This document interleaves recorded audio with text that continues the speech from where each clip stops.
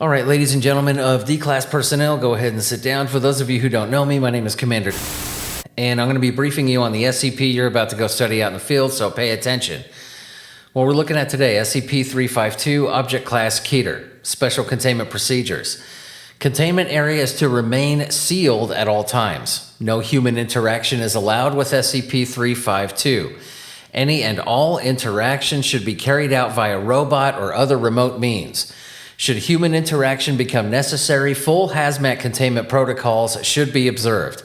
In addition, security lines must be attached to all personnel.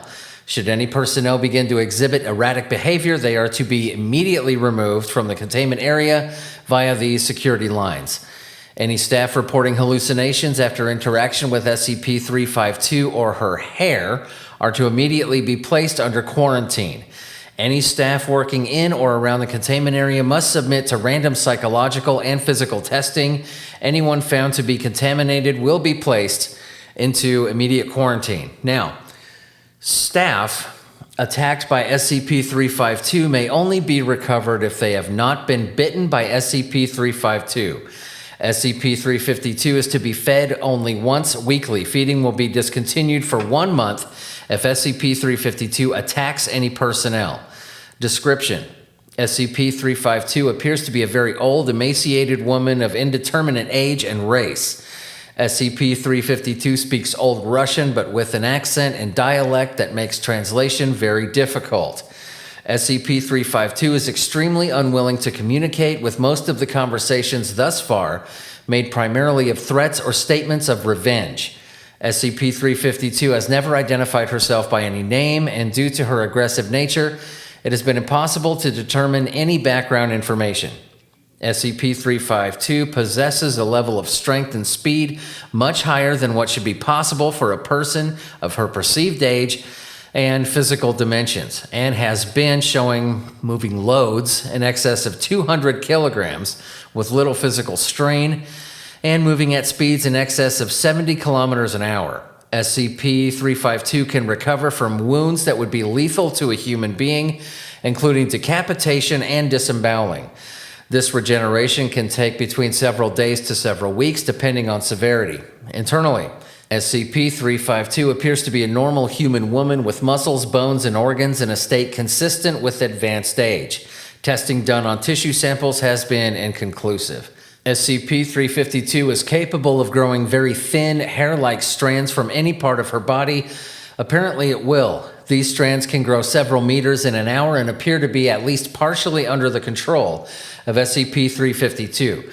They have been observed crawling along floors and up walls and other structures. These hairs are clear and nearly invisible to the naked eye and appear to be slightly weaker than standard human hair. The strands are also coated in a thin layer of chemical enzyme identical to the enzyme in the saliva of SCP-352. SCP-352 produces an enzyme that is most concentrated in the saliva and hair, but is present in all bodily tissues of SCP-352. How it is produced and its exact chemical makeup are unknown. The enzyme reacts on contact with human tissue and rapidly attacks the nervous system. Symptoms manifest almost immediately and include hallucinations, euphoria, suppression of cognitive or logical thinking, and suppression of pain receptors. This state persists for several days with mild exposure and can become permanent with high exposure. Bites from SCP-352 can lead to high exposure in 99.9% of cases. SCP-352 appears to subsist on a carnivorous diet with a strong preference for human flesh. SCP-352 will create a web of hair and wait for prey to become exposed to the enzyme and become more docile. SCP-352 will often remove and eat the limbs of a prey item to prevent it from wandering away, and can take several days to fully devour prey. Humans have been observed to still be in a euphoric state and have no knowledge of the outside world, even as they suffer the loss of limbs and other bodily tissue. Addendum: Notes on recovery. SCP-352 was recovered in southern Russia, near the town of... Reports of an enchanted forest and a witch who had caused several deaths were initially ignored until reports of the witch being found and captured began to surface. When Foundation agents responded, the town was found deserted. Several bodies were found in varying states of decomposition, and blood trails appeared to show many more bodies being dragged into the enchanted forest. Recovery teams were dispatched and captured SCP-352, but suffered heavy casualties due to SCP-352's attack and exposure to the enzyme.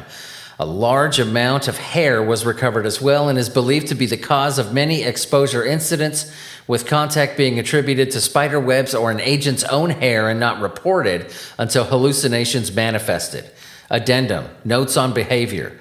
While SCP-352 prefers any type of human flesh over any other type of meat, it appears to have a special propensity for children between 0 and 2 years of age. After observation of highly elevated levels of cooperation and a reduced tendency to attack staff while consuming flesh of this type, a possible alteration in the current diet is being considered. Addendum: The use of SCP-604 and SCP-1680 as a more efficient food source for SCP-352 is currently pending approval from the project director following initial testing. All right, ladies and gentlemen, that was SCP-352. You're dismissed.